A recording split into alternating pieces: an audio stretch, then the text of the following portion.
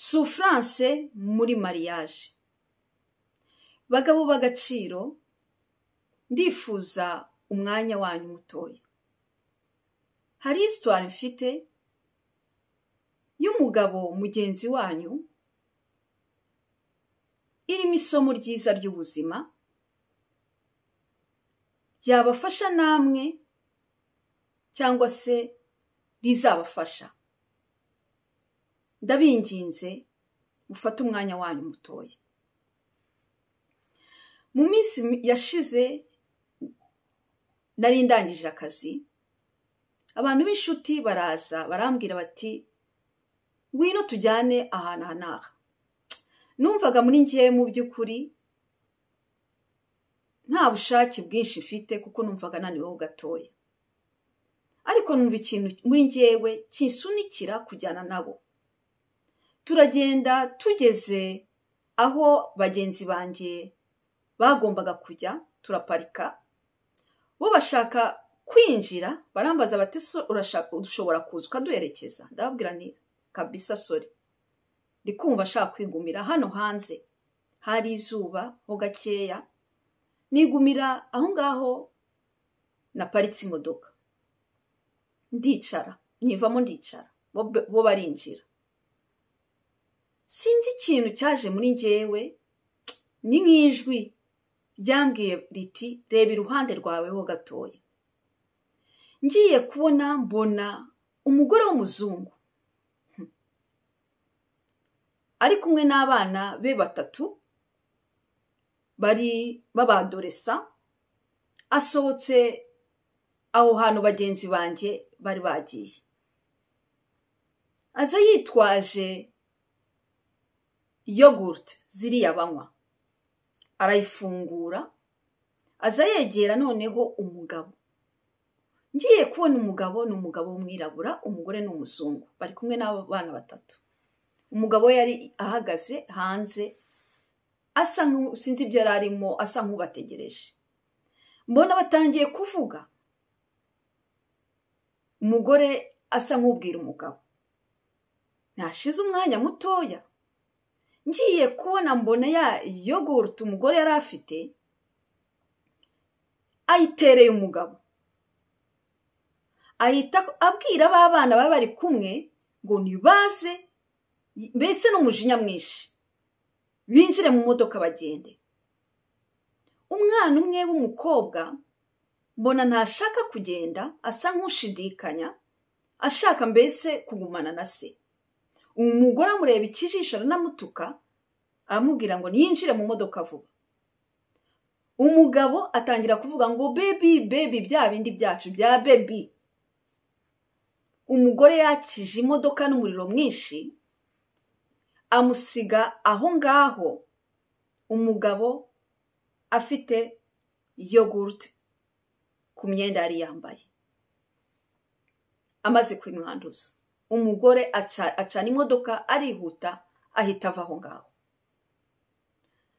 Amaze kugenda, umugabo yarebye mu mufuka asanga nta kintu afite cyo kwihanaguza. Atangira noneho afata telefone, atangira guhamagara. Nanjye nkuko nari nicaye aho ngaho ntega amatwi. Atangira guhamagara bagenzi be, nahise muri ngiye numva ko ari bagenzi bacu, bagenzi be, kuko bavugaga noneho mu rundi rurimi kugira ngo mu rundi rurimi kugira ngo n'abene gihugu babe baparitse iruhande rwe bari hanze bataza kumva n'ibyo ari kuvuga. Bari kuvuga muri France. Nkurikira gatoya ibyo bari kuvuga, mwumva ibisubizo uwo mugenzi wacu yabahaga ari ukubabwira yuko adashobora kureka relation arimo. Ariko kumva abandi basa nkaho mbese bamuhatira, we agakomeza babwira ko atabishobora, aho adashobora gupfa kuva muri situation arimo muri kino gihe cy'ubuzima arimo. Barangije kuvuga, umugabo asubiza telefone mu mufuka, ahasiga arebye iruhande rwe ba bene gihugu bose bari bagiye, bakije imodoka yabo bagiye. Abona umuntu wari uhasigaye, ni njye nyine ntegereje ba bagenzi banjye aho nanicaye. Umugabo yaraje asanyegera cyane, ndamwitegereza ndamubwira nti ya ipore. Arambaza ati se madamu, hari ikintu waba ufite ko abagore muba mufite utuntu twinshi, hari ikintu waba ufite mufashe nihanagure? Ati umugore amenyeho amata aragiye. Narebye mu modoka mbona sima mfite utuntu dukeya nanjye mba nitwaje twamfasha mu nzira, mvanamo icyo nari mfite mbona gishoboka cyamufasha, ndamuhereza arihanagura. Aranshimira, nanjye mpita ndamwitegereza mu maso, mbona agahinda k'umugabo wataye umutwe n'igisebo mu maso ye n'umujinya byose byivanze. Narebye muri sake yanjye muha carte yanjye, arayireba arayisoma, ahita asa nk'ukangutseho gatoya, ahita ambwira ati mu byumweru 2 bishize nandi gushaka abantu nkamwe ngo babashe kumfasha. Ati biranyoroheye, ati kubona noneho na mwene wacu w'umwirabura, ati sinarinzi yuko muri kano gace bashobora kuba bahari.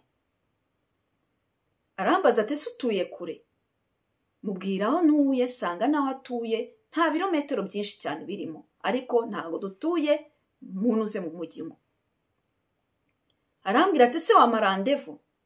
Ndamubwira nti uzampamagara dufate randevu. Twafashe randevu, umugabo mwene wacu twarakomezanyije. Mu byo twageze kuri etape mvuga nti uko biri kose hari isomo nifuza gusangiza abagabo b'agaciro bagenzi banjye b'Abanyarwanda. Hari ibintu bakuramo bizabafasha. Shuti nziza, kiremwa cyiza uri kureba iyi life, waba uri umugabo nubwo byabaye ku mugabo, cyangwa waba uri umugore uri muri relation cyangwa se uri muri mariage, ndagira ngo nkubwire yuko mariage atari urukundo, ahubwo mariage ni ahantu umuntu ashobora kuexperimenta mu by'ukuri urukundo. Urukundo ntabwo ari souffrance. Iyo umuntu atuma ugira souffrance, mu by'ukuri aba yifite. Iyo wemeye gukomezanya nawe, mu by'ukuri nawe uba uyifite. Mwembi muba muri kumwe,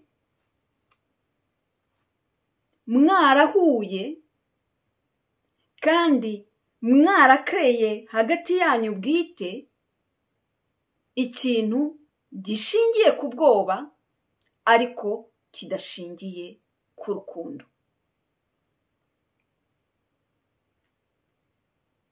Ubundi urukundo rutanga uburenganzira.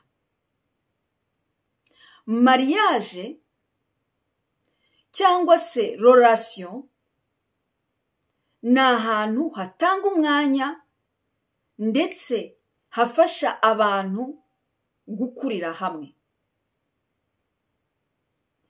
Mariage cyangwa relation ni ahantu ubusanzwe hafasha abantu kubasha gusobanukirwana hagati yabo. Mariage cyangwa relation ni ahantu haha umuntu uburenganzira bwo gukura, ndetse ni ahantu haha umuntu uburenganzira bwo kugira amahitamo. Mariage cyangwa relation si ahantu umuntu aba yaraje gusova abantu. Gusova uku gutabara ndi kuvuga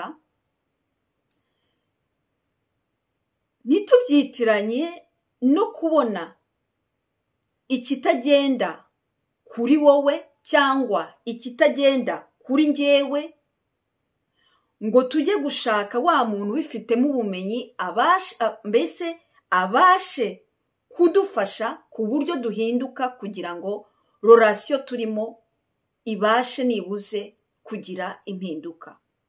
Oya, sibyo ndi kuvuga. Ndi kuvuga aha kwa kujya gutabara uwo muri kumwe, ugashyira ku ruhande ibikuri ku mutima kugira ngo uwo muri kumwe abashe gutuza, cyangwa se uwo muri kumwe abashe kunezerwa, cyangwa se mu buryo bwo gushaka urukundo. Mbese ndavuga kwa kwiyibagirwa ukajya kwikorera imitwaro yose ya mugenzi wawe, kandi mu by'ukuri afite ubushobozi n'uburyo bwo kubasha kwikorera amahitamo yo gukurikira cyangwa yo gukora icyo ashaka, noneho wowe ukaba uri aho ngaho warishyize muri place y'umubyeyi. Nicyo uku gusova nifuje kuvuga. Uyu mugabo mwene wacu w'umwirabura wasutsweho amata n'umugore bashakanye mu maso y'abana 3 b'abadoresa, byageze kuri etape noneho kuko twarakomeje igihe kirekire dukorana. Ndamubaza nti niki gituma ushobora kuguma igihe kinini iruhande rw'umuntu utuma wumva utamerewe neza? Hari ibisubizo uyu mugabo yansubije. Mu bisubizo yansubije hari ikintu nshuti nziza nshaka kukubwira. Ubundi iyo umuntu yakuriye ahantu mu bwana adashobora kuvuga ibyifuzo bye, cyangwa se mbese icyo ashaka yagisaba, bagahora bamubwira yuko akabya, bene uyu mwana mu gukura kwe akura yigira umuntu mutoya. Uku kwigira umuntu mutoya biba bikenewe kugira ngo abashe gusurviva muri iyo famiye arimo, mbese uwo mwana arimo gukuriramo. Igitangaje cya bino bintu nuko bene uyu muntu akurura, nabyita gukurura, kuko ikimurimo, imyitwarire ye, imitekerereze ye, imbaraga zimuvamo zikora uburyo akoreramo bukurura noneho abantu ashobora kugirana nabo imibanire, baza batuma yeexperimenta koko kwa kwigira mutoya kwe, kuko aba ari umuntu uba udashobora kuvuga ibyifuzo bye biri très profond. hakaba ku rundi ruhande hari umuntu wakuriye hantu hari chaos, hari induru cyangwa n'ibindi bisa bityo. Bene uyu muntu aba yaramenyereye ubu buryo yakuriyemo nk'uburyo kuri we afata nk'aho mbese abifata nk'aho ari ibintu biri sa kandi ari ibintu biri toxique.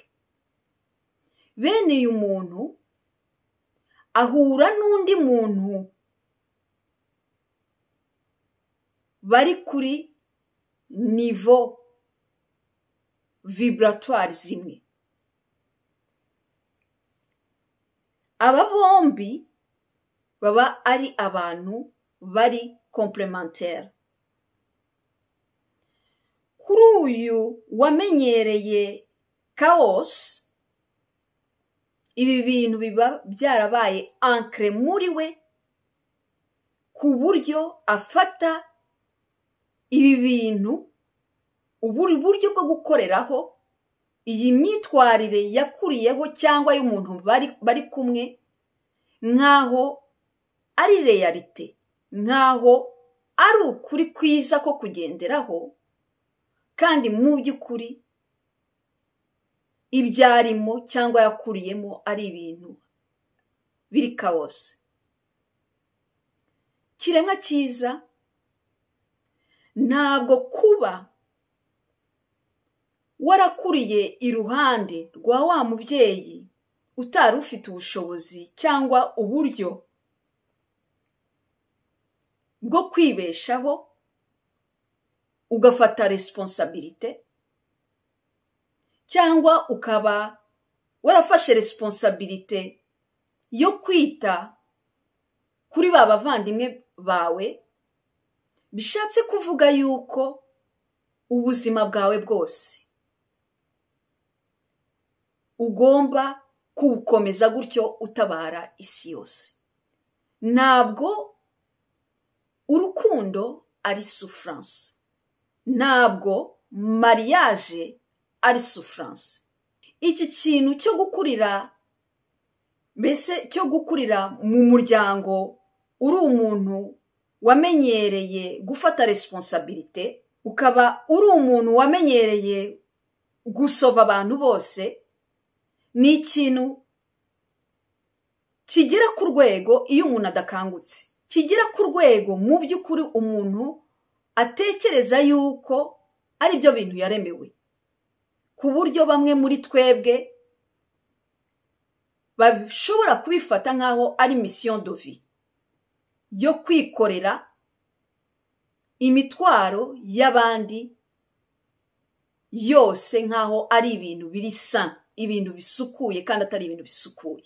Ibi ni ibintu umuntu wafashe uburyo bwo gukoreramo afata nk'aho ari ibintu bizima, kandi mu by'ukuri ahubwo ari mu kintu cya trauma cyangwa ibintu biri karmique. Birafasha muri relation kugira équilibre. Iyo relation itameze neza, hari urwego ruba rukenewe rwo gukoreraho, ukorera mu bundi buryo. Ntufate responsabilité zitari zawe. Kandi n'ubundi no mu buzima busanzwe, mu buryo busukuye, ushobora gufasha mugenzi wawe, ariko ntugomba gufata responsabilité ze mu gihe ari umuntu ukuze ufite ubushobozi n'uburyo bwo kubasha kwikorera amahitamo, akamenya icyo ashaka mu buzima. Birafasha muri relation gutanga umwanya, espace, mugenzi wawe akabasha gukora izi experience, akabasha kwigeragereza, akabasha gukora andi mahitamo. Nuri muri relation gusova uwo muri kumwe, ariko aho kugira ngo umusove, hari etape relation igeraho iyo atari nziza, biba ari ngombwa kandi bifasha iyo umumotiva cyangwa se umwumva, biba bihagije. Bitari ibyo, umuntu aba atangiye kujya mu kintu kidasa neza. Bitari ibyo, umuntu aba atangiye kwinjira mu mashema adasa neza kandi adakwiye, kuko aba atangiye kwishyira muri place